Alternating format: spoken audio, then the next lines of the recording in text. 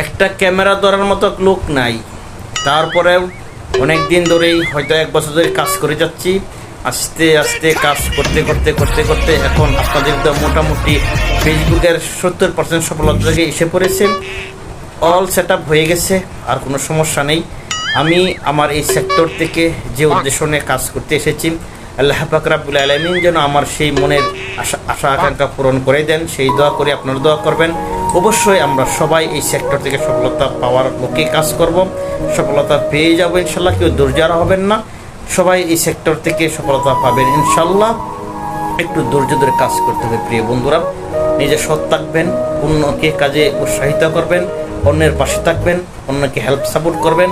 অবশ্যই আপনাকে কেউ না কেউ হেল্প সাপোর্ট করবে, এটাই বাস্তব।